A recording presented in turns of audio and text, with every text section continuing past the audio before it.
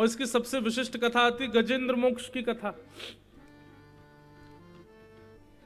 त्रिकूट पर्वत का राजा गजेंद्र, असंख्य पत्नियां थीं उसकी, असंख्य बालक थे और केवल अपनी पत्नी और बच्चों के लिए जीता था।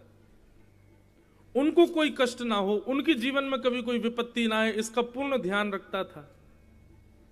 लेकिन एक दिन गर्मी का समय अपने बच्चों परिवार के साथ जब नहाने के लिए सरोवर में गया तो एक जल के ग्राह ने, मगरमच्छ ने पैर पकड़ लिया।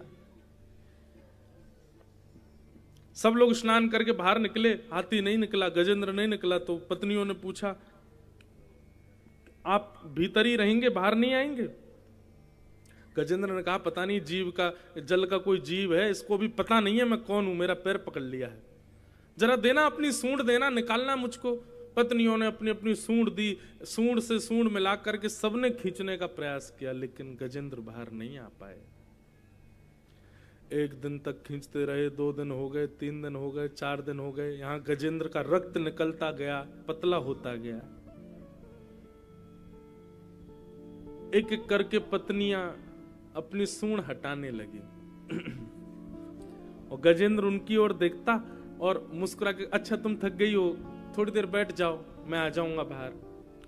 पत्नी बोली, थक नहीं, मुझे भूख लगी है, अब आप ये बाकी सब हैं, आपको ले आएंगी, मैं घर जाती हूं। एक पत्नी चली गई, दूसरी पत्नी चली गई। 1 हफ्ता हो गया। अब तो 2-2 पत्नियां एक साथ जाने लगी। गजेंद्र सबकी ओर देखता है और जब जब वो सूंड हटाती है ना तो गजेंद्र को याद आती है, मैंने इसके लिए क्या किया, मैंने इसके लिए कितना कुछ किया। एक पत्नी रह गई अंत में, बच्चे पत्नियां सब चले गए। गजेंद्र को बेहोशी होने लगी। सामने खड़ी पत्नी की भी सूंड बस वो स्पर्श करा के खड़ी थी, खींच नहीं रही थी, क्यों, निकलना तो है ही नहीं इनको। थोड़ी देर में उसने भी कहा, भगवान अब आप तो शायद निकल नहीं पाएंगे, मैं यहीं खड़ी रहूंगी। गजेंद्र बोले, देवी देख लो तुम्हारा मन है, अब मैं तो प्रयास कर रहा हूं लेकिन ये पैर ही नहीं छोड़ रहा, मेरा क्या करूं। पत्नी बोली, ठीक है पतिदेव, अब अगले जन्म में आपसे फिर मिलना हो, ठाकुर जी से ऐसी प्रार्थना। गजेंद्र के नेत्रों में आंसू आ गए, सब चले गए, पूरा परिवार जाता हुआ दिखने लगा गजेंद्र को। तब गजेंद्र ने नेत्र बंद किए और नेत्र बंद करते ही उसको अपने पूर्व जन्म की याद आई। वो पूर्व जन्म में एक चित्रकेतु नाम का राजा था, भगवान की बहुत सेवा करता था। केवल एक संत का अपराध करने की वजह से वो गज बन करके आया इस जन्म में। अपने पूर्व जन्म में उसने एक भगवान की सुंदर स्तुति लिखी थी, उसी का नाम गजेंद्र मोक्ष है। उस स्तुति का अचानक से उसको स्तवन हो गया। अपने पत्नी बच्चों की अब उसको याद नहीं, सबका त्याग उसने कर दिया। बोले ये क्या छोड़ के जाएंगे, मैं छोड़ता हूं इन लोगों को। तब उसने ठाकुर जी का स्मरण करके गजेंद्र मोक्ष स्तुति का गान किया। स्तुति गजेंद्र मोक्ष में यह विशेषता है कि पूरी स्तुति में भगवान का नाम ही नहीं है।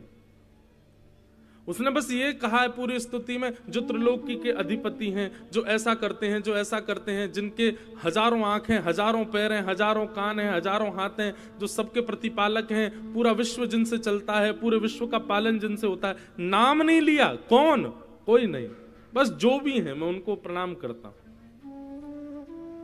गजेंद्र जब स्तुति गा रहा था 33 करोड़ देवता आकाश में खड़े थे। सबसे पूछा गया, बोले जाइए ना, आप देख क्या रहे हैं, जाके उसकी रक्षा करो। देवता सब बोले हमारा नाम बोलेगा तो हम जाएंगे। नाम ही नहीं बोल रहा। गणेश जी बोले अरे तो मेरे ही कुल में उत्पन्न हुआ है, कम से कम इतना ही कह दे, हे गजानंद, हे गणपति बप्पा आप पधारो, तब मैं जाऊंगा। ब्रह्मा जी बोले चतुरानंद कह के बुलाए तब जाऊंगा। दुर्गा मैया बोली कि पहले अष्टभुजी देवी भद्रकाली कुछ कहे तब जाऊंगी। सब देवता खड़े हैं कि हमारा नाम बोलेगा तब जाएंगे। जब कोई नहीं गया तब शेष नाग पर पौड़े शंख चक्र गदा पद्मधारी ठाकुर जी ने गरुण जी को बुलाया, इधर आओ। लक्ष्मी जी बोली कहां जा रहे हैं? गजेंद्र के पास।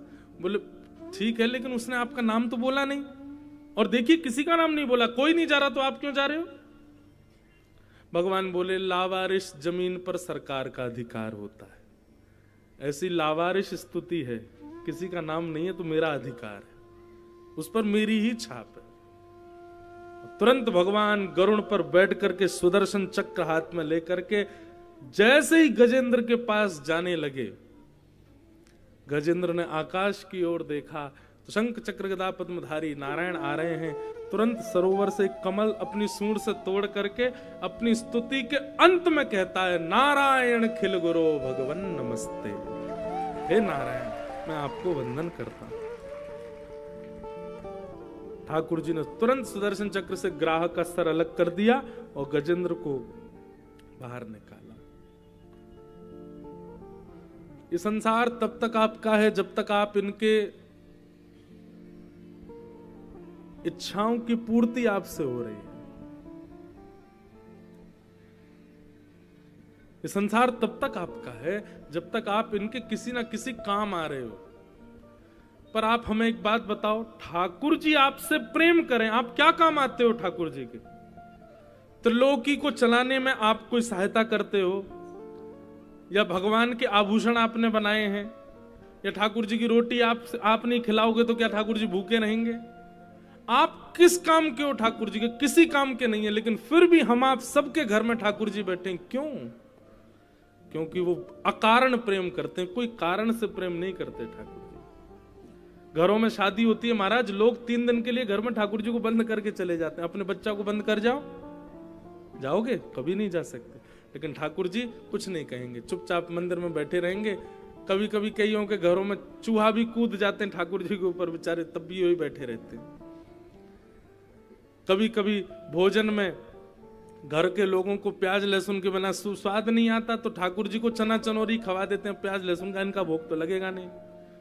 एक घर में तो विचित्र ही हो गया, ठाकुर जी को बेचारे सुबह दोपहर शाम दूध और रोटी खिलाते। मैंने कि आप सब्जी क्यों नहीं खिला? वो हमारे यहाँ तो महाराज जी प्याज डलती है ना।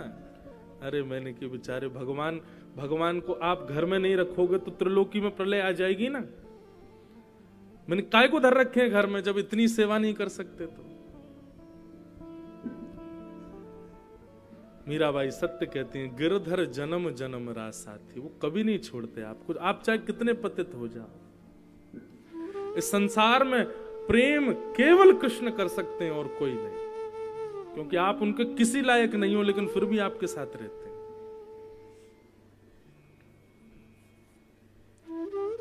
पूरी द्वारिका को जब पता चला कि ठाकुर जी ने मणि नहीं चुराई तो सबने भगवान से क्षमा मांगी और इस प्रकार से मंतक उपाख्यान हुआ।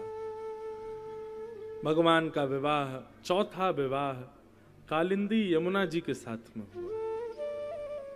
बंधुओं, ये ठाकुर जी के जो विवाह हो रहे हैं ना, ये अष्ट विवाह जो है ना पहले के, 8 पटरानियां भगवान की, ये पृथ्वी, जल, अग्नि, वायु, आकाश, मन, बुद्धि और अहंकार, ये भगवान की 8 पत्नियां हैं।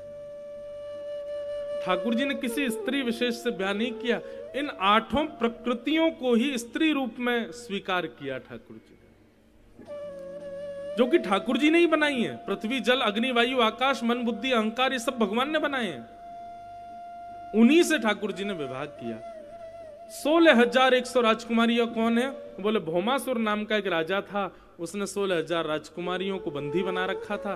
20,000 पूर्ण होने पर एक साथ सबसे जबरदस्ती ब्याह करने वाला था।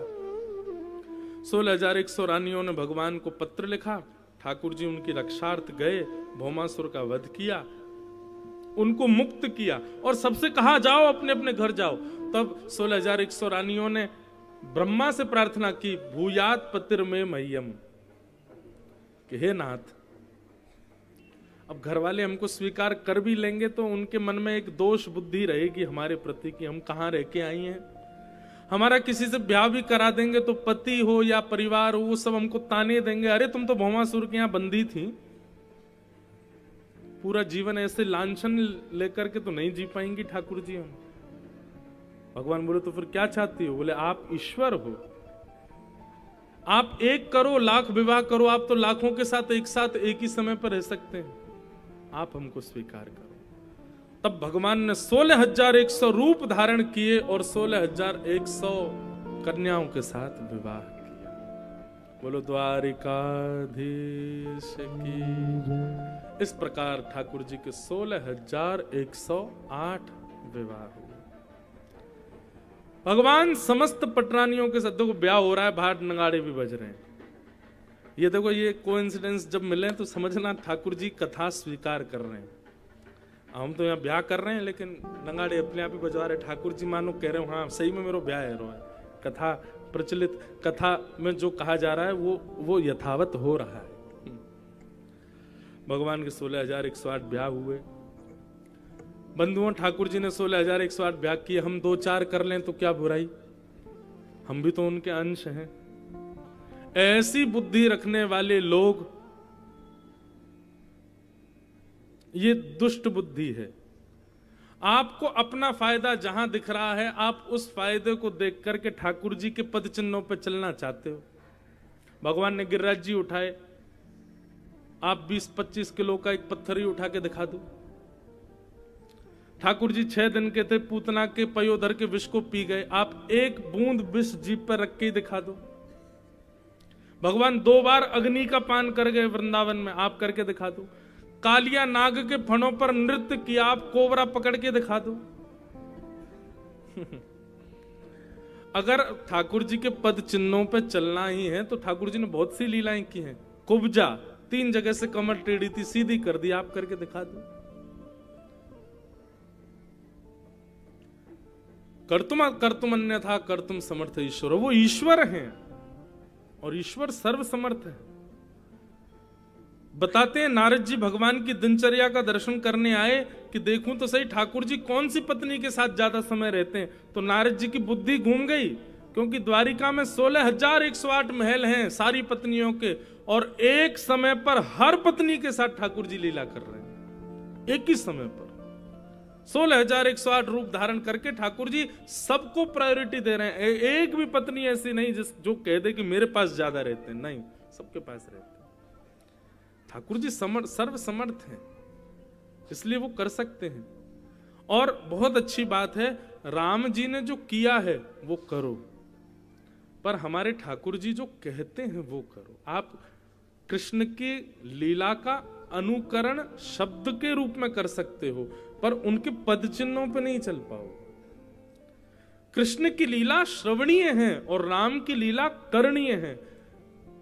कृष्ण की लीला अनुकरणीय नहीं, कर नहीं पाओगे आप। इसलिए केवल कृष्ण की वाणी को ही अपने जीवन में उतारो। भगवान ने 16,108 विवाह किए और सबके साथ ठाकुर जी एक साथ एक ही समय पर निवास करते हैं। आगे फिर भगवान की दिनचर्या बताई गई। ठाकुर जी की दिनचर्या कैसी? ठाकुर जी ब्रह्म मुहूर्त में उठ जाते हैं।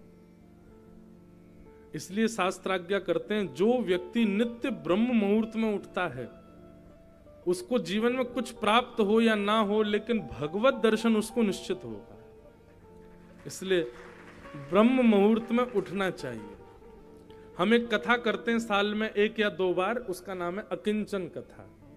वो अकिंचन कथा ब्रह्म मुहूर्त में ही होती है, सुबह सुबह होती है 4-4:30 बजे। वैसे ब्रह्म मुहूर्त शुरू होता है 4:40 पर। उस समय आप स्नान ध्यान करके और आसन पर बैठ करके यदि भगवत स्मरण करो, ठाकुर जी की कथा श्रवण करो, नाम जप करो, ठाकुर जी को याद करो, तो निश्चित है इस ब्रह्म मुहूर्त में उठने वाले व्यक्ति को एक ना एक दिन भगवत अनुभव जरूर होगा। उसको अनुभूति होगी कि ठाकुर जी उसके इर्द गिर्द ही हैं, ठाकुर जी उसके पास ही हैं, और बहुत कृपा हो जाए ठाकुर जी की तो शायद वो नेत्र खोले और सामने गोपाल जी भी बैठे दिख जाएं। ब्रह्म मुहूर्त में उठने का ये फल है। बंधुओं, जिन लोगों के जीवन में बहुत संकट आ रहे हो, कामों में असफलता मिल रही हो, बहुत ज्यादा जो क्रिया करते हैं तुरंत वो कार्य बिगड़ने लग जाता, वो एक काम शुरू कर दो। रात्रि 10 बजे के बाद उठना नहीं है, सुबह 4 बजे के बाद सोना नहीं है। आप 22 दिन तक ये रोज करिए। 10 बजे सो जाइए और 4:30 बजे उठ जाइए और उठ करके भगवत स्मरण करने लग जाओ। इससे ऐसा नहीं होगा कि ठाकुर जी आएंगे आपको काम को सही करने, नहीं, ब्रह्म मुहूर्त में उठने वाले व्यक्ति को एक ऐसी ऊर्जा प्राप्त होती है उसकी बुद्धि को कि वो फिर ऐसा निर्णय लेगा कि उससे उसका काम सुधरेगा। ब्रह्म मुहूर्त में आकाश के आभा मंडल से, ये जो गैलेक्सी है जिसको हम क्या बोलते हैं, अंतरिक्ष कहते हैं, यहां से ठाकुर जी की अद्भुत एक कृपा कह लो या फिर ऊर्जा कह लो, वो पृथ्वी पर भेजी जाती है। उस समय अब जिसके द्वार खुले होंगे मेहमान वहीं तो जाएंगे। हम सबके आंख बंद हैं, खर्राटे मार रहे हैं, कान बंद है, तो ऊर्जाएं ऊपर से घूम घाम के चली जाती हैं। लेकिन उस समय यदि कोई जागृत अवस्था में हो और उन ऊर्जाओं को स्वीकार करे, तो वो ऊर्जा ऐसा नहीं कि ये कोई टोना टोटका नहीं है कि आपके काम बन जाएंगे। आपको बुद्धि ऐसी प्राप्त होगी, आपको निर्णयात्मका ऐसी बुद्धि मिलेगी कि आप उस कार्य को सफल कर पाओगे। क्यों कहते हैं बच्चों को सुबह उठ करके सुबह सुबह पढ़ो, ब्रह्म मुहूर्त में पढ़ो? क्यों? उस समय बुद्धि जो होती है ना, उसको ऐसी ऊर्जा मिलती है कि उस समय वो जो याद करेगा, जो पढ़ेगा, जो करेगा, वो सफलदायक ही होगा। इसलिए कई लोग हमारे पास मिलने आते हैं, वो यही आज भी एक का प्रश्न है कि मैं सफल कैसे हूं। ब्रह्म मुहूर्त में उठना प्रारंभ कर दो, 1 महीना तक उठते रहो, लेकिन शर्त यह है फिर बिस्तर पे नहीं जाना है। 4 बजे उठ गए, 4:30 बजे तक बैठे, फिर सो गए, नहीं। फिर तो वस्त्र आदि सब बदल गए, स्नान ध्यान हो गया, फिर उसके बाद में कुछ और ही करो, फिर सोना नहीं। आपको पता है, हम अपनी एक निज बात बता, अभी आजकल तो हमारा दिनचर्या बदल गई। कल रात में 1 बजे आया हूं मैं कक्ष में, सुबह 7 बजे हम वहां चले गए थे केदारनाथ, वहां जाके शंकर जी को आनंद कराया, फिर वहीं हमने दाल बाटी चूरमा पाए, वहां से आते सीधे मंच पे आके कथा करी, कथा करके फिर इतने लोग मिलने वाले, सबसे मिलके फिर कई लोग कहते महाराज जी हमारे घर पांव छोड़े आओ। मैंने कैसे छोड़े, यहाँ धरिया है पावन को? तो बोले महाराज जी पांव छोड़े आओ। मैंने आ रहे हैं, रुको घर आ रहे हैं। तो कुछ लोगों के घर गए, घूमते घामते ना करते हुए 1 बजे आए। पर 1 बजे आके अब लेटेंगे तो निश्चित है नींद 2:30 बजे से पहले तो आएगी नहीं, सो गए। अब हमारी दिनचर्या बिगड़ गई है कथाओं में व्यस्तता होने की वजह से। लेकिन आपको प्रारंभिक समय की एक बात बताएं, जब हमने कथा कहना प्रारंभ किया, अध्ययन प्रारंभ किया, लगभग 2012-13 की बात है, जब पढ़ना शुरू किया। 15 में तो पहली कथा की थी, 2015 में। तो उस समय हम क्या करते थे, हमारी एक कथा द्वारिका में हुई, उसके बाद फिर कथा नहीं हुई 1-1.5 वर्ष तक। हमारे पिताजी का स्वभाव ऐसा कि हम किसी से नहीं बोलेंगे इनकी कथा कराओ, कोई खुद कहे कि हमको कथा सुननी है तो कथा करने जाना। तो 1-1.5 वर्ष तक हम पंखा ही घूमता देखते रहते, पढ़ते रहते, मन की कथा कोई करावे तो सुना में, कोई करा ही नहीं रहा। तो हमारे पिताजी ने एक बहुत सुंदर युक्ति बताई, बोले लाला तू एक काम करे कर, तो कुछ श्रोता दूं, फ्री के श्रोता। मैंने कि बताओ। बोले हमारी गौशाला में 100 गैया हैं, रोज सुबह ब्रह्म मुहूर्त में जाया करो, स्नान ध्यान करके भागवत जी लेके, और गैयाओं के बीच में तखत डाल के गैयाओं को कथा सुनाया करो। मैं उस समय को आज तक नहीं भूलता हूं अपने जीवन के। मैं ब्रह्म मुहूर्त में कोहरा पड़ता था और नहा धो करके 4 बजे अपनी भागवत जी लेकर के हम जाते थे गौशाला, और गायों के बीच में बैठते, सारी गाय उठ जाती। गायों का स्वभाव होता है, गाय 4 बजे उठ जाती हैं, ब्रह्म मुहूर्त में उठती हैं गैया, और गैया सब उठ जाती थी, बढ़िया बैठे। उन सर्दी का समय होता था, अंगीठी जलाता और चारों तरफ गैया, और वहां उनके बीच में जब स्वर गाता था भागवत जी के, आहा, बीच बीच में अम्मा करके गैया बोलती थी, आहा आनंद आ गया। और कभी वहीं किसी गैया का दूध निकल रहा है, कोई गैया ब्याह रही है और बीच में कथा चलती है। एक दिन तो ऐसा हुआ कि नंदोत्सव हो रहा था, उस समय 2-2 गैया ब्याही एक साथ, एक श्री जी पधारी, एक ठाकुर जी पधारे।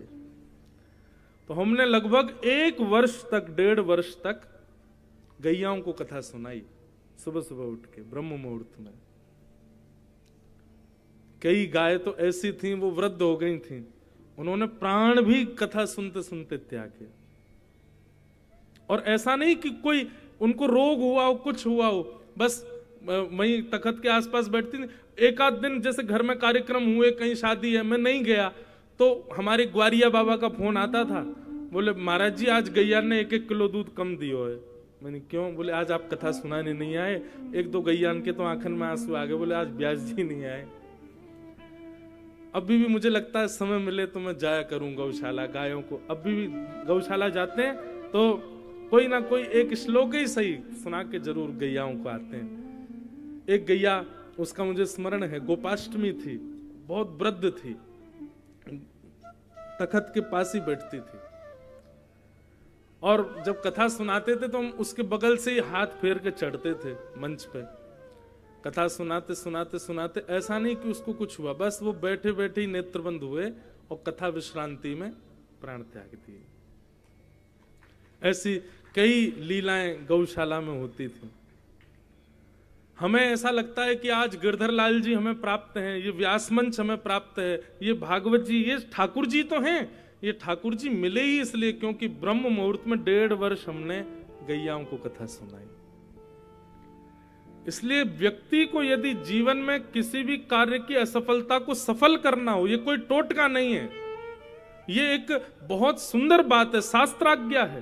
ब्रह्म मुहूर्त में उठना प्रारंभ कर दो और उठ करके स्नान ध्यान करके गौ सेवा, ठाकुर सेवा, नाम जप सेवा, कुछ भी इस प्रकार की सेवा प्रकल्प करो, आपका कार्य सफल होगा निश्चित है। आप जिस कार्य में हो, और हां, मैं सफल हूं इसलिए नहीं करना, बस करना। मुझे सफलता चाहिए इसलिए मैं ऐसा करूं, ये तो फिर टोटका ही हो गया। फिर इसलिए नहीं, बस करो।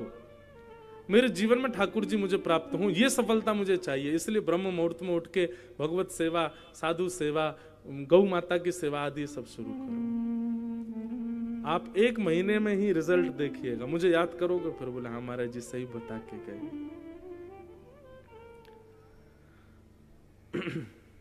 तो भगवान की दिनचर्या बताई। ठाकुर जी ब्रह्म मुहूर्त में उठ जाते हैं और उठ के स्नान ध्यान करके ठाकुर जी द्वारिका की अटारी पर बैठ करके अपने भक्तों का स्मरण करते हैं। तत्पश्चात ठाकुर जी पांचजन्य शंख का नाद करते हैं और शंख नाद करने से ही पूरी द्वारिका उठ जाती है। फिर ठाकुर जी उतर करके आते हैं, गौशाला में गायों की सेवा करते हैं, गायों को दंडवत प्रणाम करते हैं। सब द्वारिकाधीश का नियम है ये। अच्छा, आज भी द्वारिका में अगर आप द्वारिकाधीश जी का दर्शन करो तो द्वारिकाधीश नित्य त्रिकाल संध्या करते हैं। ब्राह्मण, क्षत्रिय, वैश्य 3 लोगों को आज्ञा है शास्त्रों की कि उनको संध्या करनी चाहिए। संध्या कब होती है? 2 समय जब मिलते हैं तब आपको शुद्ध आसन पर बैठना चाहिए और उसके बाद फिर संध्या का एक क्रम होता है। वो संध्या करने वाले को ही गायत्री मंत्र बोलने का अधिकार है। इसके अलावा यदि गायत्री मंत्र बोलता है कोई तो उस पर उल्टा प्रभाव होता है गायत्री का। संध्या नित्य करनी चाहिए। श्री द्वारिकाधीश त्रिकाल संध्या करते हैं। सुबह उठते ही संध्या करेंगे, उसके बाद राजभोग दोपहर में जो पाते हैं उससे पहले ठाकुर जी संध्या करते हैं और रात्रि शयन से पहले संध्या करते हैं नित्य। हम लोगों की संध्या छूट जाती है लेकिन द्वारिकाधीश आज भी त्रिकाल संध्या करते हैं। भगवान गौ सेवा करते हैं। गौ सेवा के बाद ठाकुर जी फिर घर आके बाल भोग पाते हैं। बाल भोग लेके फिर स्वधर्मा सभा में बैठते हैं, द्वारिका के लोगों के कष्ट दुख सुनते हैं। फिर ठाकुर जी उसमें योजनाएं बनाते हैं, फिर राजाओं से भेंट करते हैं। फिर उसके बाद राजभोग ठाकुर जी पत्नियों के साथ बैठ के राजभोग करते हैं। फिर ठाकुर जी वन भ्रमण के लिए जाते हैं, द्वारिका भ्रमण करके शाम को लौट करके आते हैं। फिर किसी मंदिर में ठाकुर जी का न्योता होता है, उस मंदिर में ठाकुर जी स्वयं जाके अपनी विग्रह की आरती करते हैं, अपनी विग्रह की अपने आप आरती करते हैं। बंधुओं, ठाकुर जी की आरती का दर्शन करने का फल शास्त्रों में कहा गया कितने कोटि तीर्थों के जलों में स्नान का पुण्य मिलता है। जब ठाकुर जी की आरती हो रही हो उस समय आप दर्शन करो। आरती का दर्शन बहुत महत्वपूर्ण माना गया। भगवान इस प्रकार पूरे दिन अपनी दिनचर्या करते हैं, फिर रात्रि में परिवार के साथ बैठते हैं, बच्चे पत्नी सब कुछ सुनते हैं और फिर सो जाते हैं। इस प्रकार भगवान की पूरी दिनचर्या बताई। आगे फिर राजसूय यज्ञ में ठाकुर जी पहुंचे, वहां जरासंध का वध किया और राजसूय यज्ञ में जाकर के शिशुपाल का वध किया, आदि आदि ये सब कथाएं बताई। फिर कुरुक्षेत्र में ठाकुर जी का ब्रजवासियों से मिलन हुआ। इतना अद्भुत प्रसंग। अभी द्वारिका में जब कथा थी ना, इसी प्रसंग पर ही पूरी कथा हुई। ब्रज द्वारिका मिलन महोत्सव। इतनी एक दिन तो ऐसा हुआ था द्वारिका की कथा में कि मैं 2 घंटे के लिए अपने आप को कक्ष में बंद किया था, इतना भावुक हो गए थे। ऐसी अद्भुत लीलाएं वहां ठाकुर जी की ब्रज और द्वारिका मिलन की हुई। तत्पश्चात सुदामा चरित्र श्रीमद् भागवत में भगवान के एक सखा का चरित्र सुनाया गया। कृष्णस्यासीत् सखा कश्चित् ब्राह्मणो ब्रह्मवित्तमः विरक्त इंद्रियार्थेषु प्रशांतात्मा जितेंद्रिय। भगवान के एक सखा है, मित्र नहीं सखा। यदा कदा मिलती या काम पड़ने पर जो मिले उसको मित्र कहते हैं, लेकिन जो संग खावे, संग रहे, संग सोए, संग सब लीला करे, उसको मित्र, उसको सखा कहते हैं। मित्र और सखा में अंतर है। आजकल दुनिया में आपके मित्र बनते हैं, सखा नहीं बनते लोग। मित्र, एक व्यक्ति ने मुझसे कहा, महाराज जी आप कहते हो गाली देना पाप है, और मित्र मित्र गाली दें तो, एक दूसरे को सखा भाव में गाली दें तो, मैंने कहा नहीं पाप है। अपशब्द का कहीं भी प्रयोग हो वो पाप जन्य ही माना जाता। ऐसे अपशब्द मत बोलो। हमारे ठाकुर जी कैसी गाली दें, ए दारी के सुदामा मधुमंगल, ऐसी गाली दें। ऐसी थोड़ी बहुत नोक-झोंक चले, लेकिन गालियां नहीं होनी चाहिए। सखा, जिनके देह 2 हों लेकिन प्राण एक ही हो, वो सखा कहलाते हैं। ऐसे ठाकुर जी के सखा हैं श्री सुदामा जी महाराज। सुदामा जी महाराज वर्षों तक द्वारिकाधीश से नहीं मिले, लेकिन सुदामा जी नित्य ठाकुर जी का स्मरण करते हैं। वाने खायो तो होगो, वाने पी लियो होगो, अभी तो द्वारिकाधीश सो रहे होगो। वर्षों से नहीं मिले हैं सुदामा जी, लेकिन रोज चिंतन होता है। संध्या का समय होता है तो सुदामा जी बैठे बैठे चिंतन करते हैं, अभी लाला बैठ गए होगो, लाला के ब्याह गए होंगे तो बालकन के संग खेल ले होगो, अभी लाला ने प्रसाद पा लिया होगो, अब तो लाला सो गए होगो, लाला को कोई कष्ट तो नहीं है। रो बारिश हो जाती है तो खुद के घर में पानी भर जाता है, पर सुदामा जी मन में विचार करते हैं कहीं लाला द्वारिका में ऐसे ही ना घूम रहे हो बिना छतरी के, कहीं सर्दी है कि जुकाम है जाएगा, खुद के घर में जल भर गया है, लेकिन 24 घंटे चिंतन ठाकुर जी का करते हैं। ऐसे सुदामा जी।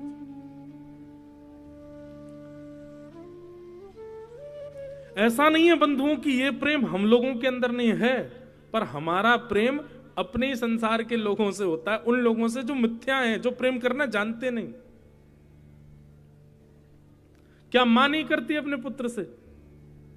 हर कोई बालक बाहर पढ़ता है या बाहर चला जाता है तो मां उसको हर 2 घंटे में फोन करेगी, पूछेगी तुमने पाया, तुम अभी देखो सर्दी चल रही है, टोपा पहना, ऐसे किया। ये सब एक संसार जन्य प्रेम हम लोग करते हैं, परंतु सुदामा जी का ये प्रेम ठाकुर जी के प्रति है, ठाकुर जी के भाव में। अयोध्या में एक संत थे, उस संत क्या करते थे, स्वरूप सरकार की सेवा करते थे। बहुत ध्यान से सुनना, स्वरूप सरकार किनको कहते हैं? छोटे छोटे बच्चों को ले जाते और उन्हीं को ही वस्त्र आभूषण पहना करके, एक को मुकुट पहना दिया, बोले ये राम जी हैं, दूसरी को बढ़िया सुंदर शीश पर चुनरी आदि, ये सीता जी हैं। और ये नहीं फिर भाव ऐसा नहीं कि ये बालक है, नहीं, ये साक्षात राम जी हैं और साक्षात सीता जी हैं। बंधु एक बात कहें, वैसे तो बालक बच्चे भगवान का ही रूप होते हैं, लेकिन अगर स्वरूप बन जाएं तो निश्चित है कि ठाकुर जी हैं। कल यहां रुक्मणी कृष्ण आए थे, 2 बालक छोटे, कितने प्यारे लग रहे थे।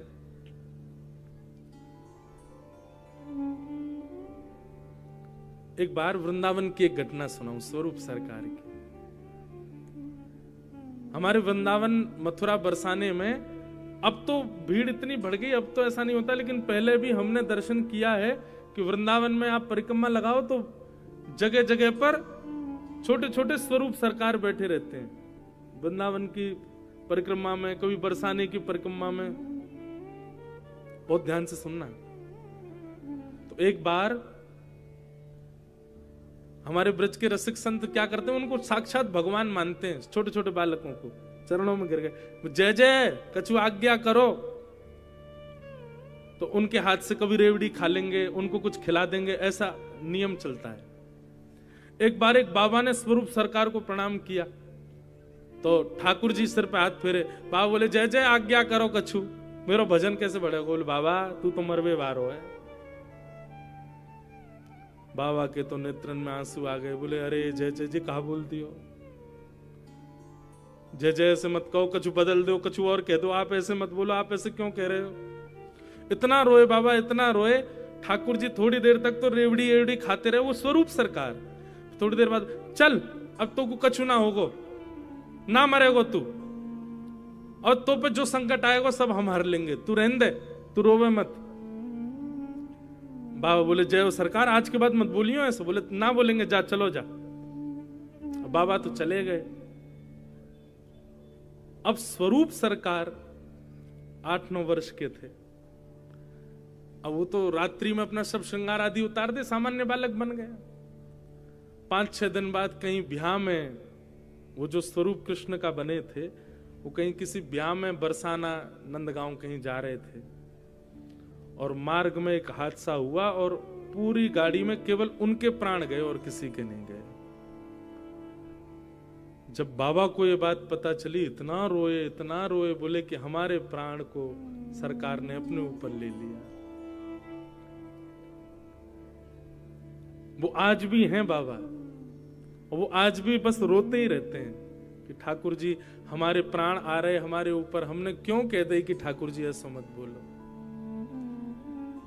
हमारे वृंदावन में, अयोध्या में, चित्रकूट में स्वरूप सरकार की बड़ी महिमा है।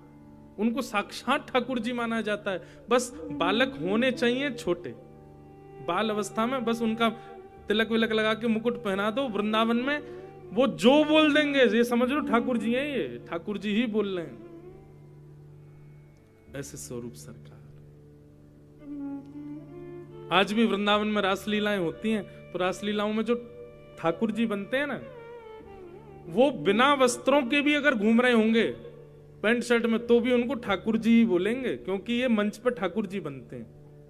हमारे पूज्य पिताजी महाराज को ठाकुर जी क्यों कहते हैं, इसीलिए तो कहते हैं। वो जब 8 वर्ष के थे तो पंडित श्री राम स्वरूप जी महाराज की रासलीला में कृष्ण बनते थे। कृष्ण बनते थे तो जब अपने स्वरूप में नहीं होते थे, बाहर घूमते थे, गुरु जी के साथ विद्यालय जाते थे, तो वृंदावन के सब लोग कहते थे देखो ठाकुर जी जा रहे हैं, ठाकुर जी जा रहे हैं। रात में रासलीला में कृष्ण बनते हैं, इसी से उनका नाम ठाकुर जी प्रसिद्ध हो गया। फिर जब वो कथा करने लगे तो सब लोग यही कहते हैं, वो कौन की कथा, बोले उन्हीं की कथा, वो ठाकुर जी बनते थे, ठाकुर जी। तो इसलिए पिताजी का नाम प्रसिद्ध हो गया ठाकुर जी।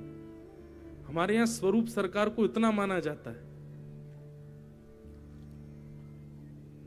आज भी ब्रज के कई संत हैं, अब स्वरूप बनते थे तब तो इतने थे, अब खूब बड़े बड़े हो गए, लेकिन आज भी ब्रज के कई संत ऐसे हैं कि वो बड़े रूप में भी आ जाते हैं ना, तो उनको ऐसे कहते हैं हमारी गोद में बैठ जाओ, आप तो स्वरूप सरकार हो, बचपन में लाल जी का स्वरूप बनते थे। इतना विश्वास।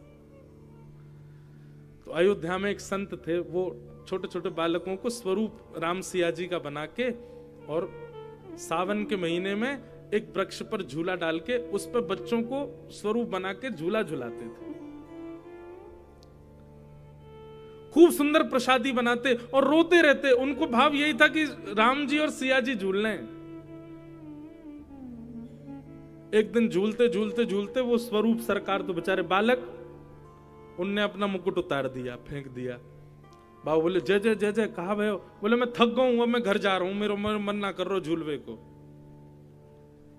बाबा जय जय, अभी खीर बना रहा हूं मैं, खीर बन जाएगी तब तक झूला झूल लो, खीर बनते पालियो, पाके प्रसाद कर दियो, हम लोग पालेंगे, फिर चले जाइए आप घर को, अभी नेक्स्ट देर और झूल लो। ठाकुर जी बोले ना मैं थक गए, अब मैं जा रहा हूं। अब स्वरूप बालक है, वो तो चलते हुए झूला में से कूद गए, कूदे तो नहीं गिर गए, बाबा को लगी अरे राम राम मेरी वजह से इतना श्रम है। बोले नहीं मानोगे, आप घर जाओगे अपने? बोले हाँ मैं तो घर जाऊंगा। ठीक है तो जाओ आप घर, आप मेरे आश्रम से बाहर निकलोगे मैं कुआं में कूद जाऊंगा। अब छोटा बालक उसको कहां तक रोको वो अपने भाव में आ गए। वो ठीक है हम तुम कूद जाओ, हम जा रहे हैं। अब जैसे कहीं तुम कूद जाओ, बाबा तुरंत गए और कुआं में कूद गए। अब छोटे छोटे बालक वो क्या संभाले। और जो राम जी बने थे वो बेचारे घबरा गए, बोले बाबा कुआं में कूद गए।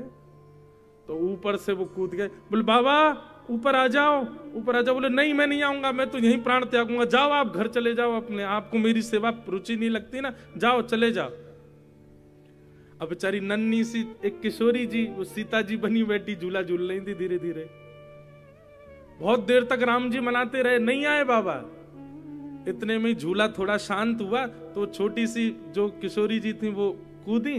वो जैसे ही आई और उन्होंने जैसे ही कुआं में झांका, बाबा ने जैसे ही देखा श्री जी झांक रही हैं, हमारी सियाजू झांक रही हैं। अरे अरे श्री जी आप मत झांको, बहुत गहरा और डर लग जाएगा आपको, आपको हृदय बड़ा कोमल है, आप घबरा जाओगी, आप नीचे मत झांको, मैं आ रहा हूं ऊपर आ रहा हूं। आप उन्होंने कुछ कहा नहीं, केवल झांक करके देखा। इतने में ये बात, नहीं आप नीचे मत देखो बहुत गहरा है, आप डर जाओगी, मैं ऊपर आ रहा हूं। ऊपर आए, आकर के श्री जी को आप ऐसे भाव। अब देखने वाले सब सोच रहे हैं तो सामान्य बालक हैं, ये बाबा इतने भाव में क्यों? नहीं, अचानक ही आवेश आ गया श्री जी का उस बालिका में, और सिर पर हाथ फेरते हुए सीधे नाम लिया, राघवदास हम आपकी सेवा से बड़े प्रसन्न हैं। उस बालिका के माता पिता अचंभित, ये कैसे बोल सकती है ऐसे, इसको इतनी शुद्ध हिंदी कहां आती बोलनी। पर एक क्षण के लिए आवेश आ गया श्री जी का, विश्वास। ऐसे स्वरूप सरकार, ऐसी भक्ति है श्री सुदामा जी की। सुदामा जी मिलने नहीं जाते हैं द्वारिकाधीश से, पर दूर बैठे बैठे चिंतन उन्हीं का ही करते रहते हैं। वर्षा हो जाए तो ये सोचते हैं लाला ने पतोना छतरी लगाई होगी कि नहीं, सर्दी हो जाए लाला पतोना कंबल ओढ़ो होगा कि नहीं। ऐसी भक्ति श्री सुदामा जी की, ऐसे सखा हैं श्री सुदामा जी।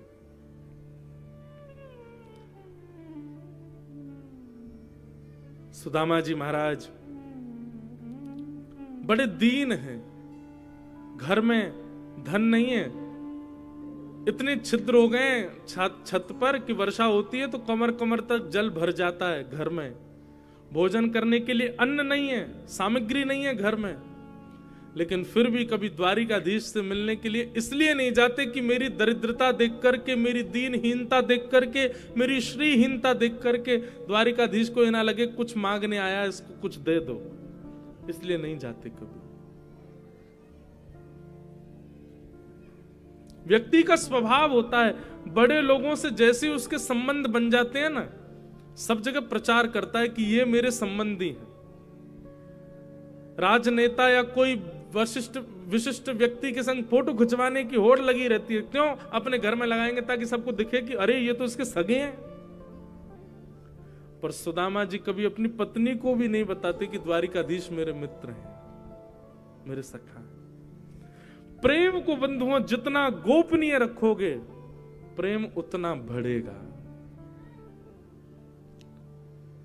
और धन को जितना गोपनीय रखोगे उतना घटेगा। इसलिए धन को प्रवाहित करो और प्रेम को जितना हो सके छुपाओ। और सबसे बड़ी बात है, संसार के प्रेम को प्रकट करो, कोई आपत्ति नहीं, लेकिन आपका जो ठाकुर जी से प्रीति प्रेम है उसको छुपाओ, उसको प्रकट मत करो। सुदामा जी अप्रकट भक्ति के आचार्य हैं, कभी नहीं बताते। एक दिन भगवान ने अनुग्रह किया और एक नन्हे से, एक दीनहीन से ब्राह्मण के रूप में सुदामा जी के घर पहुंच गए। और सुदामा जी की पत्नी सुशीला ने जैसे देखा ब्राह्मण आए हैं द्वार पर, तो सुशीला बोली, भगवान हमारे घर में देने को कुछ नहीं है, आप कहीं और चले जाओ। भगवान बोले, क्यों? हमको आपसे भिक्षा चाहिए, ब्राह्मण बन के आए ठाकुर जी। तो सुदामा जी की पत्नी ने एक ऐसा उत्तर दिया, वो क्या कहती हैं? वो कहती हैं कि मेरे घर में सोवर है, मैंने एक संतान को जन्म दिया है, अभी हमारा घर पवित्र नहीं है, आप अब ये हमारे यहाँ की सामग्री नहीं ले पाओगे। ठाकुर जी बोले इनके तो कोई संतान अभी हुई नहीं, ये ऐसे क्यों बोल रही हैं? ब्राह्मण बन के आए थे, भगवान बोले अच्छा तो 3-4 दिन बाद सोबर उठ जाएगा तब आ जाऊं? सुदामा जी की पत्नी बोली नहीं, हमने दरिद्र पुत्र को जन्म दिया है, उसका सोबर जीवन पर्यंत रहेगा। दरिद्र पुत्र को जन्म दिया है मैंने, मतलब कह रही है कि पुत्र को जन्म, वो कहना ऐसा चाहती है कि हमारे घर में दरिद्रता है, श्रीहीनता है, देने के लिए कुछ नहीं और ये जीवन पर्यंत रहेगा, इसलिए आप कभी मत आना मांगना। तब भगवान जो ब्राह्मण के रूप में गए थे उन्होंने कहा अरे सुशीला तुम बड़ी भोली हो, तुमको नहीं पता, द्वारिकाधीश को जानती हो? सुशीला बोली उनको कौन नहीं जानता, पूरे विश्व के राजा भगवान है साक्षात। बोले वो तुम्हारे सुदामा जी के घनिष्ठ मित्र हैं, घनिष्ठ सखा हैं, इतने घनिष्ठ सखा हैं और तुमको विश्वास नहीं होता तो अपने पति के सामने जाकर के केवल द्वारिकाधीश का नाम ले देना, देख लेना उनके चेहरे का हाव भाव ही बता देगा, उन्होंने तुमसे छुपाया है आज तक। द्वारिकाधीश उनके सखा हैं, कभी अपने पति को भेजो द्वारिकाधीश के पास, द्वारिकाधीश कृपा करेंगे, पूरे विश्व पर कृपा करते, तुम्हारे घर पर नहीं करेंगे। ये योजना भगवान ने बनाई थी, सुशीला के मन में कोई बात थोड़ी थी, भगवान ही ब्राह्मण के रूप में आए और आकर के सुशीला को ये बात बता के गए। सुशीला बोली अच्छा। ब्राह्मण तो चले गए, सुशीला अंदर बैठी थी, सुदामा जी महाराज नाम जप कर रहे थे।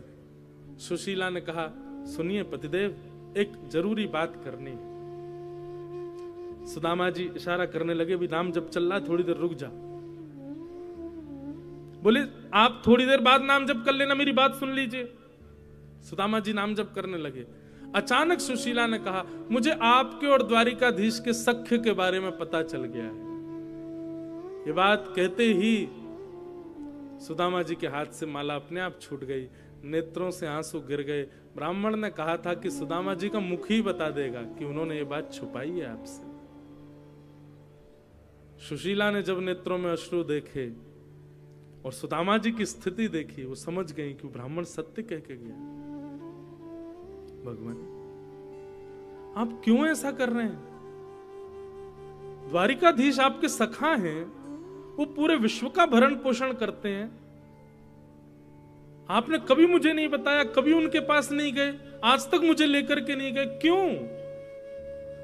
आपको अच्छा लगता है बच्चे भूखे सोते हैं, हमारे घर में 4-4 दिन तक भोजन नहीं बनता, सब पर कृपा करने वाले द्वारिकाधीश आपके सखा हैं, आप इस बात को छुपाए बैठे।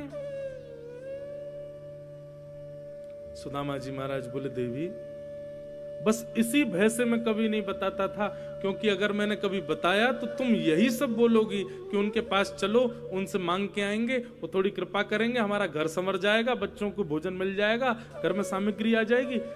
ये सख्यता का उपहार मांगने जाऊं मैं कृष्ण से कि मेरे घर की सारे आर्तों को दूर कर दो? मैं काय बात का सखा फिर?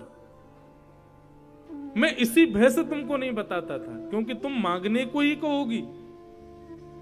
और मेरा सख्य ऐसा नहीं कि मैं कृष्ण को ये कहने जाऊं कि मेरे घर में ये भरण पोषण कर दो या ये कर दो, और मैं कुछ ना भी कहूंगा, वो अंतर्यामी है, देख करके समझ जाएगा, फिर दे देगा, तो मुझे ऐसा लगेगा कि मैंने अपनी सख्यता को निभाया नहीं।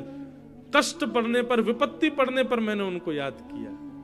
मैं विपत्ति सह लूंगा, कष्ट सह लूंगा, लेकिन मेरी दरिद्रता को वो पूर्ण करे, आकर के मेरे आर्तों को पूर्ण करे, इसलिए मैं उनके पास नहीं जाऊंगा, और इसलिए मैं किसी को बताऊंगा भी नहीं कि वो मेरे सखा हैं। मुझे इतनी कामना नहीं है उनसे। संसार में बंधुओं कोई भी ऐसा व्यक्ति है जो आप श्रेष्ठ हो गए हो और आपसे बिना किसी कारण से जुड़ा हो? नहीं, सबका कारण है।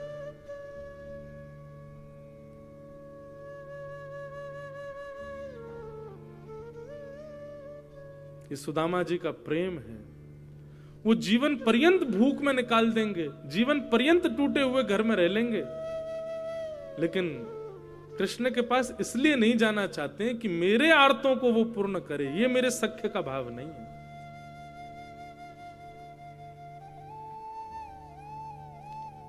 आज द्वारिकाधीश यानी सोने की नगरी में रहते हैं, द्वारिकाधीश के बच्चे यदि 56 भोग पाते हैं तो ये सुदामा जी की देन है द्वारिकाधीश को। कैसे? जब दोनों कृष्ण और सुदामा विद्यालय में पढ़ते थे, एक दिन भृगु ऋषि भिक्षा मांगने के लिए पधारे। गुरु माँ ने उसी समय 2 पोटलियों में चने रखे थे। लोग कहते हैं कृष्ण ने श्राप दिया था सुदामा को कि मेरे हिस्से का चना खा गया तो दरिद्र हो जाएगा। पूरी कथा सुनिए, मैं सुनाता हूं अपनी कथाओं में। भृगु ऋषि भिक्षा मांगने के लिए आए। ब्राह्मणी से आकर के कहा भिक्षाम देहि माते। ब्राह्मणी ने सोचा मन में, ये तो ऋषि हैं, कहीं और भी भिक्षा मिल जाएगी तो चल जाएगा। अब विद्यालय में इतनी सामग्री नहीं है, 2 पोटलियां चने की हैं, वो भी कृष्ण सुदामा के लिए, वो भी इनको दे दूंगी तो बच्चे बेचारे वन में क्या खाएंगे? पुष्प तोड़ने के लिए वन में जा रहे हैं। और गुरु माँ ने निवेदन कर दिया, भगवान आप फिर कभी आ जाना, अभी तो हमारे पास देने को कुछ नहीं है। भृगु ऋषि थोड़ी दूर गए, जाकर के नेत्र बंद करके देखा इतने बड़े गुरुकुल में हमको देने के लिए भिक्षा नहीं है। तभी उनको दिव्य दृष्टि से दिखा कि 2 पोटली चने की रखी हैं, जो कि कुछ बालकों के लिए मां ने लोभवश बचा के रखी है। श्राप दे दिया भृगु ऋषि ने, मां जिन बालकों के लोभ में आकर के तुमने, मोह में आकर के मुझे भिक्षा देने से मना किया है ना, मैं श्राप देता हूं, इन चनों को वो बालक खाएंगे, इन चनों को खाते ही वो श्रीहीन हो जाएंगे, लक्ष्मी चली जाएगी उनके घर से। सुदामा जी वहीं एक वृक्ष के नीचे बैठ करके तुलसी तोड़ रहे थे और सुदामा जी ने यह श्राप सुन लिया कि भृगु ऋषि ने श्राप दिया है, उन चनों को जो पाएगा वो श्रीहीन हो जाएगा।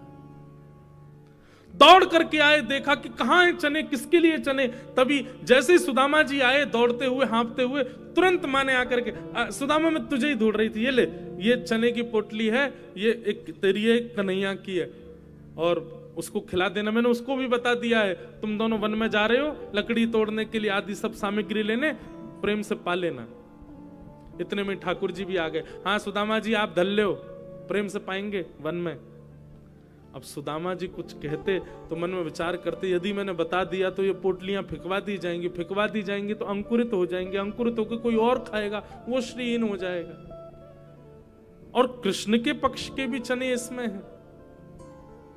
सुदामा जी ने मन में विचार किया, आज अपने सखा को सख्यता का उपहार देने का दिन आया है। और वन में जैसे सुदामा जी और कृष्ण गए, एक ऊंचे वृक्ष की डाल देख करके सुदामा जी समझ गए, बोले कन्हैया वृक्ष में चढ़ने में बड़ा ढीला है, देरी से चढ़ पाता है। सुदामा जी बड़े निपुण हैं। एक ऊंचे वृक्ष को देख करके सुदामा जी दौड़ करके उसके ऊपर चढ़ गए, जाकर के डाल पर बैठ गए। ठाकुर जी धीरे धीरे चढ़ रहे थे नीचे से, इतने में सुदामा जी ने पोटलियां खोली और लेकर के चने भरने लगे मुख के अंदर। ठाकुर जी ने चढ़ते चढ़ते देखा, ए सुदामा अकेलो खा रहा हो, एक पोटली मेरी है, वो धर लियो बचा के, मैं आ रहा हूं ऊपर, बहुत तेज भूख लगी है, मैं भी पाऊंगा। सुदामा जी मन में विचार करने लगे, लाला तू सदा प्रसन्न रहे, लक्ष्मी में खेले, लक्ष्मी तेरी पत्नी बने, तू सदा, तेरे जीवन में कोई कष्ट संकट नहीं आवे, मेरे बट की भी लक्ष्मी तेरे पास आ जाए, ऐसा मेरा उपहार है तुमको। और ठाकुर जी के पक्ष के चने भी ठाकुर जी देखते रह गए, सुदामा जी सब पा गए। भगवान भले ही नाराज हुए, भगवान भले ही सुदामा जी से रूठ गए, भगवान ने भले ही कुछ अपशब्द कहे, पर सुदामा जी ने ठाकुर जी को गले से लगा लिया। बोले लाला तू बस सदा खुश रही हो, तू सदा प्रसन्न रही हो, तेरे जीवन में कोई कष्ट नहीं आवे, बस ये मेरी मंत्रणा है। बोले काय बात की मंत्रणा तेरी, तू मेरे पक्ष के चना खा गए हो और यूं कह रहे हो कि मैं सुखी रहूं। सुदामा जी रोने लगे, कैसे बताऊं श्याम सुंदर। कुछ दिनों के बाद विद्यालय छूट गया और ठाकुर जी मथुरा चले गए, सुदामा जी वापस अपने स्थान को चले गए। धीरे धीरे धीरे सुदामा जी के घर की सब श्री चली गई, श्रीहीन हो गए। सब दुखी होते हैं पर सुदामा जी दुखी नहीं होते। क्यों? क्योंकि सुदामा जी को पता है मेरी जितनी श्री है वो सब जा कहां रही है, बोले ठाकुर जी के पास जा रही है, ये मैंने उपहार दिया है। कभी कभी मैं मन में विचार करता हूं, कह भी देता हूं कथा में कि द्वारिकाधीश लक्ष्मीपति हैं, द्वारिकाधीश द्वारिका के राजा हैं, पर पूरी द्वारिका सोने की जो है ना, ये पूरी द्वारिका में जो सोना है ये सुदामा जी की भेंट है द्वारिकाधीश को। ये सुदामा जी के पक्ष की लक्ष्मी है द्वारिकाधीश के पास। ऐसे सखा हैं श्री सुदामा जी। आज पत्नी ने सौगंध दे दी, बोले तुमको जाना पड़ेगा द्वारिकाधीश के पास, जाओ, मेरी सौगंध है तुम्हें। सुदामा जी तो नहीं चाहते थे कि इस भाव से जाऊं कि कुछ दें, लेकिन पत्नी ने सौगंध दी तो सुदामा जी एक पोटली लेकर के आई थी, वो लेकर के चलने लगे द्वारिका की ओर। रास्ता भटक गए, चलते चलते महीनों लग गए। तब एक नदी के किनारे सोए, परंतु जब उठे तो द्वारिकापुरी पहुंच गए थे। जय श्री कृष्ण नाम की ध्वनि चारों ओर गूंज रही थी। सुदामा जी ने पूछा, भैया ये कौन सी नगरी है? हम तो कहीं नदी किनारे सोए थे, यहां कैसे पहुंच गए? तो किसी ने बताया, बोले भगवान ये द्वारिकापुरी है, द्वारिकाधीश की नगरी द्वारिकापुरी है। द्वारिकापुरी का नाम सुनते सुदामा जी तो नाचने लगे, नृत्य करने लगे, आनंदित हो। अब कन्हैया नहीं भी मिलेगो तो भी मेरो मन राजी रहेगो। क्यों? मैं द्वारिका तो पहुंच गयो, शायद इन्हीं मार्गन पे कन्हैया घूमता होगो, इन्हीं रस्तान ते जाता होगो, इन्हीं लोगन ते मिलता होगो, इन सबन ते मैं मिल लियो, मेरो मन तो शांत है गयो, चलूं वापस, बस मेरो काम तो है गयो। इतने में ही संतोष करके वापस जाने को तैयार हुए, तभी मन में विचार किया, एक बार कन्हैया की झलक तो देख चलूं, दिखे कैसो। सुदामा जी मुख्य द्वार पर पहुंचे और द्वार पर जाके द्वारपालों से कहा कि भैया हम द्वारिकाधीश का दर्शन करने आए हैं, पर हमें पता है बहुत व्यस्तता होगी, बहुत लोग उनके दर्शन को आते हैं, आप एक काम कर दो, बस इतनी बड़ी द्वारिका की ये महल है, कोई अटारी ऐसी हो, कोई खिड़की ऐसी हो, कोई झरोको ऐसा हो जहां से कन्हैया दिख जाए, मैं वहीं से देख करके चलो जाऊंगा वापस। मैं बचपन को सखाऊं द्वारिकाधीश को, मेरा नाम सुदामा है, आपने कोई योजना बनाओ। द्वारपाल बोले आप लोग विराजो, हम अभी देख करके आते हैं। और द्वारपालों ने जाकर के द्वारिकाधीश को बताया, द्वार पर एक दीनहीन सा ब्राह्मण आया है, उसकी एक एक हड्डी गिनी जा सकती है, तन के वस्त्र फटे हुए हैं, पैरों में छाले पड़े, लगता है बहुत दूर से चल के आया है, पर उसके मस्तिष्क का तेज बताता है त्रिकाल संध्या करता होगा ब्राह्मण, पर स्थिति बताती है कि ज्यादा धनवान नहीं है। अपने आप को आपको बचपन का मित्र बता रहा है और उसने अपना नाम सुदामा बताया है। ठाकुर जी भोजन कर रहे थे और कवल तोड़ करके बस मुख की ओर ले जा रहे थे, तभी सैनिकों ने कहा नाम सुदामा बताया है। ठाकुर जी वहीं रुक गए, नेत्र बंद हो गए, संपूर्ण लीला ठाकुर जी को दिख गई, सुदामा जी का चिंतन होने लगा। भगवान बोले सुदामा जी आए? बोले जी। मेरे बचपन के सखा सुदामा आए हैं? बोले हाँ महाराज। जो मेरे साथ विद्यालय में पढ़ते थे वही सुदामा जी। अब वहां खड़े लोगों को क्या पता कि सुदामा जी के साथ क्या लीला, ठाकुर जी सब लीला, वही जो मेरे साथ वन में जाया करते थे, गुरुदेव से पढ़ा करते थे, वो सुदामा जी आए हैं। सैनिक जन हाथ जोड़ करके खड़े हैं, क्या बोले, अब उन्हें तो नहीं पता ये सब। ठाकुर जी कह रहे हैं मेरे मित्र सुदामा, सखा सुदामा आए और तुम उनको बाहर छोड़ आए, बाहर द्वार पर ही वे खड़े हैं, उनको भीतर नहीं लाए। भगवान आप प्रसाद पा रहे थे इसलिए हमने कहा आप थोड़ी देर बैठो। ठाकुर जी ने थाली दूर की, वहीं सिंहासन से कूदे ठाकुर जी, मुकुट गिर गया, ठाकुर जी की मालाएं टूट टूट करके गिर रही हैं, ठाकुर जी की कौंधनी टूट करके गिर रही है, बाजूबंद हाथ के कड़े सब निकलते जा रहे हैं और ठाकुर जी दौड़ रहे हैं मुख्य द्वार की ओर। सेनापति, महामंत्री, 16,100 राजकुमारियां, बड़े बड़े राजा सब ठाकुर जी के पीछे दौड़ रहे हैं। भगवान एक बेड़ी, दूसरी बेड़ी, तीसरी बेड़ी पार करते हुए मुख्य द्वार पर जा रहे हैं, नेत्रों से विरल अश्रुधार गिर रही है, मेरे सखा सुदामा आए हैं। द्वारिका में हाहाकार मच गया, ऐसा कौन आया है जिसके लिए द्वारिकाधीश भोजन छोड़ के भागे। द्वार पर देखा दीनहीन से पतले दुबले, जगह जगह से वस्त्र फटे हैं, सुदामा जी खड़े हैं, पैरों से रक्त निकल रहा है, छाले पड़ गए हैं पैरों में, होठ सूख गए हैं, जल भी नहीं पिया है 4 दिन से। ठाकुर जी ने जैसे ही देखा सुदामा को, भगवान तो मानो जैसे टूट गए, दौड़ करके गए और जाकर के सुदामा जी को अपने अंक में भर लिया। एक क्षण के लिए तो मानो ऐसा लगा सुदामा जी भगवान के चिन्मय रूप में ही विलीन हो गए हों, अपने अंक में भर लिया। सुदामा जी ने ठाकुर जी को गले से लगा लिया। सुदामा जी को नेत्र खोल के थोड़ी शर्म आ रही है, चारों तरफ बड़े बड़े राजघराने के लोग देख रहे हैं, सुदामा जी की दीनहीन सी अवस्था है, तन भी ऐसा विचित्र है, चलते चलते बहुत पसीना आया है, उसकी गंध भी आ रही है, और ठाकुर जी का ऐसा चिन्मय रूप, मधुर सुगंधी चंदन की, और ऐसे लिपट गए ठाकुर जी, बिल्कुल संकोच नहीं कर रहे हैं।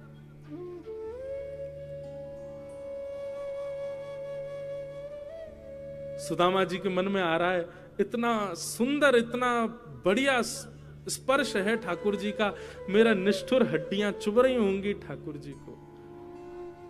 सुदामा जी दूर करते हैं लाल जी को, लाल जी फिर पकड़ करके अपने अंग से लगा लेते हैं। सुदामा जी बार बार ठाकुर जी के हाथों को दूर करते हैं और ठाकुर जी फिर पकड़ करके अपने अंक में ले लेते हैं। इस दृश्य को देख करके पूरी द्वारिका भाव विभोर हो गई, सबके नेत्र सजल हो गए। सुदामा जी के सुंदर उस रूप को देख करके ठाकुर जी ने अपने मानो नेत्रों के आंसुओं से ही सुदामा जी का जलाभिषेक कर दिया हो, इतने रोए ठाकुर जी। हाथ पकड़ करके सुदामा जी को अपनी द्वारिका नगरी में भीतर अपने सिंहासन की ओर लेके जा रहे हैं। रास्ते में सुंदर नगाड़े बजाने वाले अंदर खड़े हैं, पुष्पादि वर्षा करने वाले सब स्तब्ध खड़े हैं। ठाकुर जी उनको डांट के तुम चुप क्यों, पुष्प वर्षण करो, नगाड़े बजाओ, सुंदर मंगल वाद्य बजाओ, आज हमारी द्वारिका को पवित्र करने के लिए सुदामा जी पधारे। सुदामा जी आए, भाई स्वागत करो। स्वयं ठाकुर जी मार्ग दिखाते हुए सुदामा जी को लेकर के आए। सुदामा जी ने भीतर आकर के स्वधर्मा सभा को जब देखा, सुदामा जी तो नीचे आसन पर ही बैठने लगे, ठाकुर जी ने लेकर के गए और द्वारिका के सिंहासन पर उनको बिठाया। सुदामा जी बोले, लाला मैं इतना योग्य नहीं हूं, ये सबको अधिकारी नहीं हूं भैया, ये सब सम्मान मेरे लिए नहीं है, ये सब काय को कर रहे है। ठाकुर जी बोले, कौन किसके योग्य है ये मैं बहुत अच्छे से जानता हूं सुदामा जी, मुझे बताइए मत, बैठो। लक्ष्मी, रुक्मणी जी को आज्ञा की जाइए, पात्र लेकर के आओ, जल लेके आओ, चरण धोने। सुदामा जी बोले, लाला तेरे हाथ जोड़ूं, चरण मत धो। बोले, नहीं नहीं चुपचाप बैठे रहो, और ज्यादा बोलोगे तो मुंह पे अभी पट्टा बांध दूंगा आपके, चुपचाप बैठे रहो, जो कर रहा हूं करने दो, बहुत दिन बाद हाथ पड़े हो मेरे। और सुदामा जी के चरणों को जैसे ही ठाकुर जी ने उठाया पात्र में रखने के लिए, भगवान ने चरण देखे, पूरे चरण छिले हुए हैं, कांटे लगे हुए हैं, घाव हो गए चरणों में। इतने भाव विभोर हो गए ठाकुर जी चरण देख करके, आंखों के अश्रुओं को रोक नहीं पाए, और वही अश्रु बिंद सुदामा जी के चरणों में गिरने लगे। जैसे जैसे ठाकुर जी के बिंदु गिरे, वहां वहां से सुदामा जी के सुंदर घाव ठीक होते जाएं। देख सुदामा की दीन दशा, करुणा करके करुणा निधि रोए, पानी परातु को हाथ छुयो नहीं, नैनन के जल सो पग धोए। और जो थोड़ा बहुत जल इकट्ठा हुआ पात्र में, भगवान ने रुक्मणी आदि सब पटरानियों को कहा, सुनिए इस जल को पूरी द्वारिका के कोने कोने में छिड़क करके आओ। सुदामा जी के चरणों का चरणामृत है, एक एक बूंद सब लोग पा लेना, सब जगह बांट देना, पूरी द्वारिका में छिड़क देना, समुद्र में छिड़क देना, गोमती जी में छिड़क देना, हमारे महल में छिड़क देना, सब पवित्र हो जाएगा। सुदामा जी के चरण की सुंदर जल है। सुदामा जी देख करके कह रहे, लाला जी सब कहा कर रहे हो भैया, मैं इतना योग्य नहीं हूं। भगवान नीचे बैठे हैं, सुदामा जी ऊपर बैठे हैं, और ठाकुर जी बात कर रहे हैं अपने सखा से। सुदामा जी आपको ब्याह है गयो? हाँ लाला ब्याह है गयो। और हमारे भतीजे? बोले हाँ 2 बालक हैं। अच्छा, ब्याह में नहीं बुलाया हमको? लाला कर्जा लेके ब्याह कियो, और ब्याह में भी इतनी सामग्री बनी कि सब खा गए दुल्हा दुल्हन, फिर भी 3 दिन भूखे ही रहे, हमारे पास भोजन नहीं बचो। और को कर्जा भी आज तक नहीं चुका पाए, ब्याह को भी कर्जा चल रहा है। ऐसे ब्याह में लाला तो को बुलाते, तेरे साथ कितने हाथी, कितने घोड़ा, कितने सैनिक, कितने लोग आते, कहां भोजन कराते? या हमारे मैंने नहीं बुलाया। मेरी छोड़ लाला, तेने ब्याह कियो? भगवान बोले हाँ हमने कर लिया ब्याह। अब कैसे बताएं, एक थोड़ी किया है। अच्छा भाभी कहां है? भगवान बोले भाभी भी यही है। बोले मिला तो सही, कौन सी भाभी? अब वहां तो जिसको देखें वो परम सुंदरी।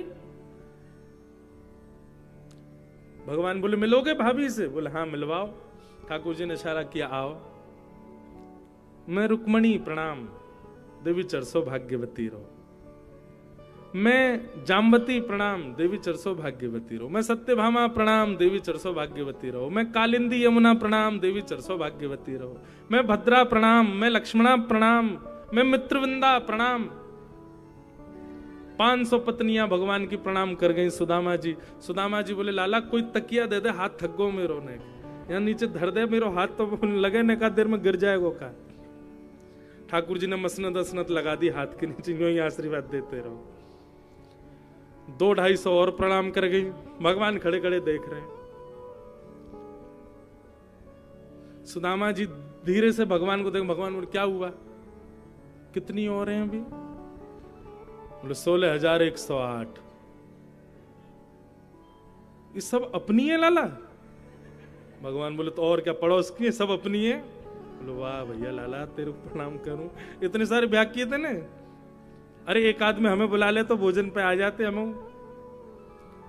लाला मैं तो थक गो, अभी कितनी है गई? बोले अभी 600 हुई हैं, अभी तो 16,108, 1000 भी नहीं हुई हैं। लाला एक काम करेगो? बोले बता। पत्नी तेरी 16,108 है, लेकिन पति तो तू ही है ना? बोले हाँ।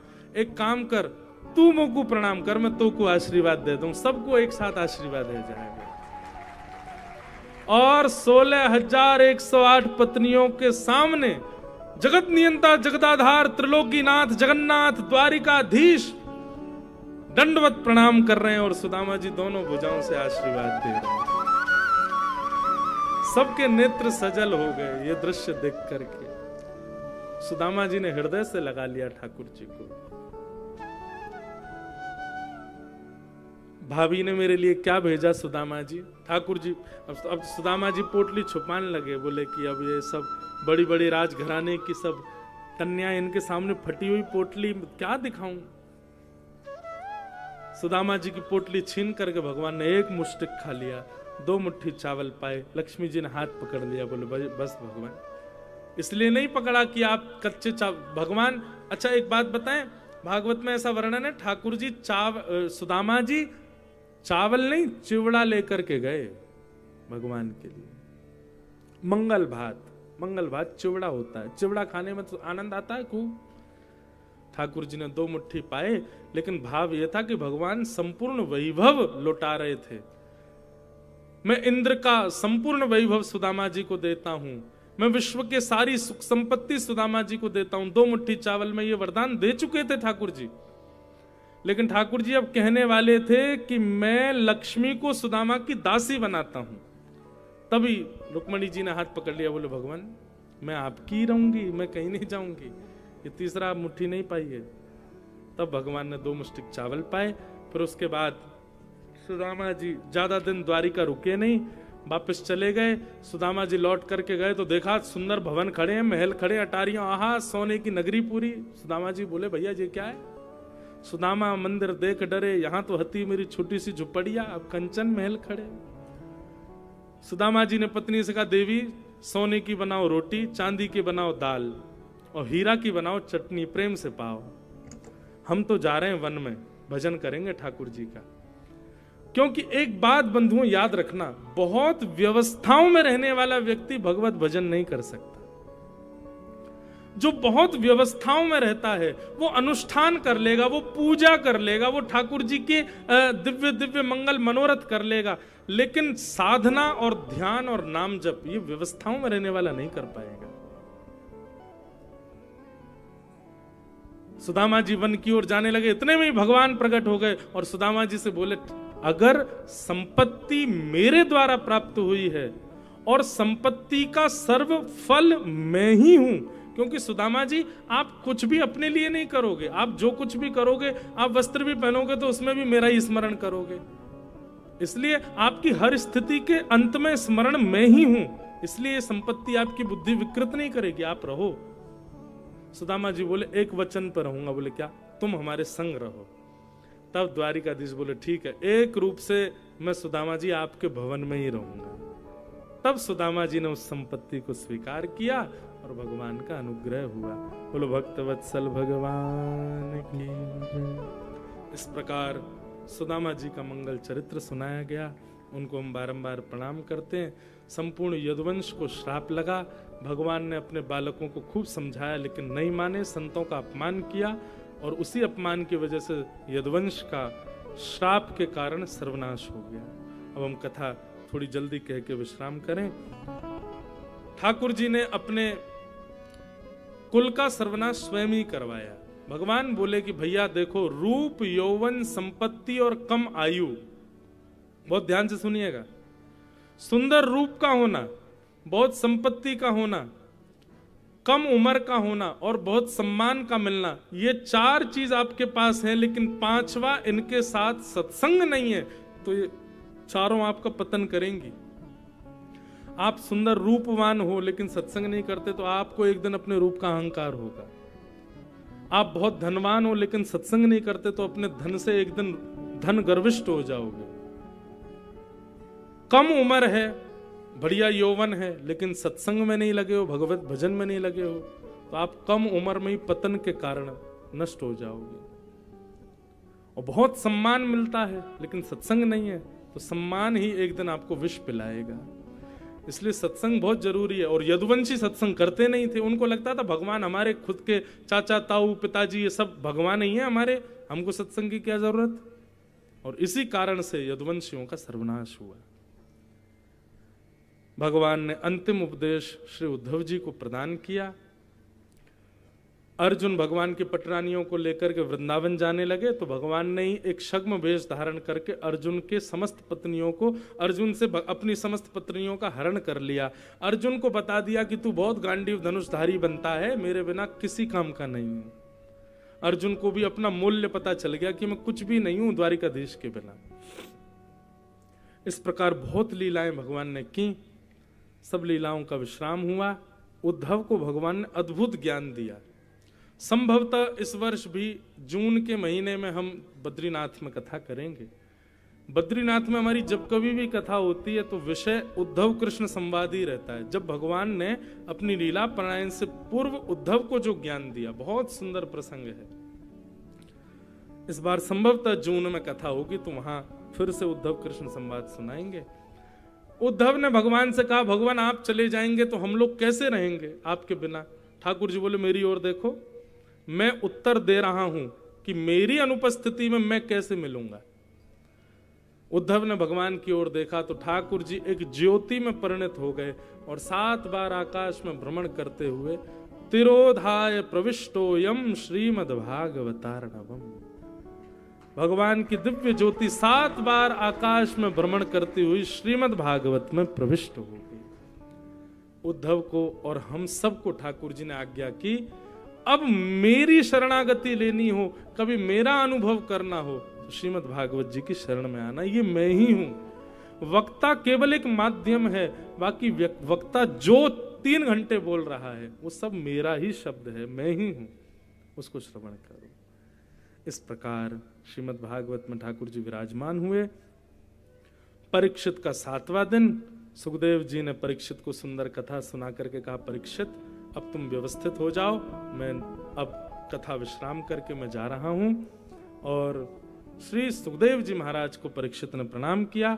सुखदेव जी व्यासासन से उठ करके प्रस्थान कर गए। बोलो सुखदेव जी महाराज की जय। सुखदेव जी के जाते ही तक्षक सर्प ने आकर के परीक्षित जी को डस दिया। उनके पंच भौतिक देह में एक दिव्य अग्नि प्रकट हुई। अग्नि प्रकट होने के क्षण भर बाद ही शंख चक्र गदा पद्म चतुर्भुज रूप धारण कर लिए परीक्षित जी ने और दिव्य विमान में विराजमान होकर के भगवत धाम को प्रस्थान कर गए। बोलो भागवत महापुराण की जय। बहुत सारी कथाएं अंत में कही गई हैं, सबको हम प्रणाम मात्र करते हैं। भागवत जी का अंतिम श्लोक सब लोग मेरे साथ 3 बार बोलिए। नाम संकीर्तनम यस्य, नाम संकीर्तनम यस्य, सर्व पाप प्रणाशनम, सर्व पाप प्रणाशनम, प्रणामो दुख समनः, प्रणामो दुख समनः, तम नमामि हरिं परम, तम नमामि हरिं परम। नाम संकीर्तनम यस्य, नाम संकीर्तनम यस्य, सर्व पाप प्रणाशनम, सर्व पाप प्रणाशनम, प्रणामो दुख समनः, प्रणामो दुख समनः, तम नमामि हरिं परम, तम नमामि हरिं परम। नाम संकीर्तनम यस्य, नाम संकीर्तनम यस्य, सर्व पाप प्रणाशनम, सर्व पाप प्रणाशनम, प्रणामो दुख समनः, प्रणामो दुख शमनः, तम नमामि हरिं परम। तम नमामि हरिं परम। जिन भगवान का नाम संकीर्तन समस्त प्रकार के पाप आर्त और संतापों से विमुक्त करता है, ऐसे भगवान के पावन नाम को हम बारंबार प्रणाम करते हैं। बंधुओं, आप सबसे बस यही प्रार्थना है, जीवन में कभी भी ठाकुर जी के नाम का आश्रय मत छोड़िए। ठाकुर जी के नाम का आश्रय ले लीजिए। ये संसार रूपी सागर है, इसमें हम डूब रहे हैं। एक लकड़ी भी यदि मिल जाए तो उसको पकड़ के बस तैरते तैरते पार हो जाओ, और वो लकड़ी भगवान नाम है। उस नाम को जीवन में आप समय देना प्रारंभ कर दीजिए। आप कॉलेज में पढ़ते हैं, स्कूल में पढ़ते हैं, आप जॉब करते हैं, आप बिजनेस करते हैं, आप घर संभालते हैं, खेती बाड़ी करते हैं, कुछ भी करते हैं, कोई भक्ति में ज्यादा नियम बनाने की आवश्यकता नहीं है। बस एक तो ठाकुर जी की कथा को 20 मिनट रोज समय दीजिए। सुबह दोपहर शाम जब आपको समय मिले YouTube खोलो, कहीं भी सुनो, 20 मिनट कथा सुनो, किसी की भी सुनो, और एक ठाकुर जी के नाम को जीवन में स्थान दीजिए। नित्य ठाकुर जी का नाम जब शुरू करो, आपका खूब मंगल हो। हमारे किरार परिवार, हमारे श्याम जी, उनके पूरे परिवार, उनके भाई लोग, उनके सब परिवार के बालक बच्चे लोग, हमारी मैया, उनके सब बहनें, उनके सब बहुएं आदि जो भी हैं, सबको मेरा बहुत बहुत जय श्री कृष्ण। आप सब गुनावासी, सब बहुत प्रिय श्रोता हैं, बहुत अच्छे श्रोता हैं। आप सबको भी हम बारंबार प्रणाम करते हैं, सबको बहुत बहुत वंदन करते हैं। ठाकुर जी बस इतनी कृपा करें, हम और कुछ आशीष नहीं, व्यासपीठ पर बैठे तो आशीर्वाद दे सकते हैं, बस इतना आशीष ही हम देते हैं कि आप सब लोग खूब भजन करो। इस जन्म के अंत से पहले पहले ठाकुर जी आपको मिल जाएं, ठाकुर जी दिख जाएं, ठाकुर जी का प्रत्यक्ष दर्शन हो जाए। बाकी हम हर कथा में कहते हैं, हमारी कथा का एक ही फल हमको चाहिए, हम पूरे विश्व में कथा करें, सब जगह कथा करके जब प्राण निकले उसके बाद हम वैकुंठ में कथा कहें। पूरे विश्व में तो दुनिया के लोगों को कथा सुनाई, लेकिन अंत हो जाए जब इस देह का, तो बस भागवत जी से हमको इतना चाहिए, हे भागवत जी हमारी कथा कहने का फल हमको इतना दो कि इस जीवन के अंत के बाद जब वैकुंठ जाएं, तो ये तो बात मुझे कंफर्म है कि मैं वैकुंठ जाऊंगा। हाँ, इतना तो मुझे विश्वास है कि वैकुंठ से तो नहीं बच पाऊंगा, वैकुंठ तो जाएंगे हम। तो वैकुंठ जब जाएं तो वहां पर स्वयं श्रीमन नारायण भगवान ठाकुर जी को, श्री किशोरी जी को भगवान की जिन जिन लीलाओं का हमने गान किया, जिन जिन रूपों का हमने वर्णन किया, वो सारे रूप ही मेरे सामने श्रोता बन के बैठे और मैं उन्हीं को ही कथा सुनाऊं, उन्हीं की। और आप सब लोग भी वैकुंठ में मिलना हमको हैं, सब वैकुंठ में मिलेंगे, बढ़िया प्रेम से वहीं कथा सुनेंगे। जो हमारे संग आएंगे वो संग चलना, जो हमसे पहले पहुंच जाएंगे वो वहाँ पहुंच करके सब व्यवस्था करना, पंडाल बनवा देना बढ़िया सा है, लाइट वाइट की व्यवस्था, और बढ़िया हलवाई वलवाई कर लेना, वहाँ पे भी बढ़िया धुआंधार प्रसाद पाएंगे। इतने वैष्णव आएंगे भैया, हम जहाँ जहाँ कथा कर रहे हैं सब जगह के वैष्णव पहुँचेंगे तो कम से कम 2-2.5 करोड़ वैष्णव आएंगे, तो सबके रहने सहने की व्यवस्था, जो पहले पहुँचने वाले हैं, जो भी 10-5 साल में ही पहुँचने वाले हैं, वैकुंठ वहाँ जाके सब व्यवस्था कर लेना। बड़ी कथा होगी भाई, हैं 2-2.5 करोड़ श्रोता बैठेंगे तो बड़ी कथा हुई ना, वो करेंगे वैकुंठ में। और फिर जब कीर्तन गाएंगे तो आप सब नृत्य करोगे, आपके साथ ठाकुर जी भी नृत्य करेंगे, हैं हमारी श्री जी भी नृत्य करें। हमको यही फल चाहिए ठाकुर जी से, ठाकुर जी हमको आपको कथा सुनानी है आपकी, ये अनुग्रह ठाकुर जी हम पर करें।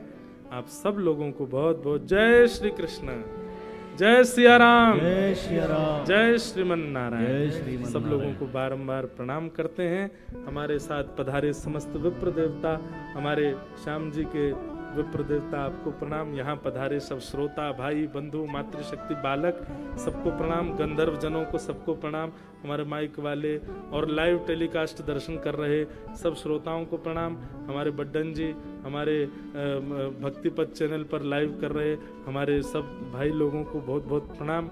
आप सबको भी बहुत बहुत वंदन करते हैं। आप सबके हृदय में ठाकुर जी सदा निवास करें।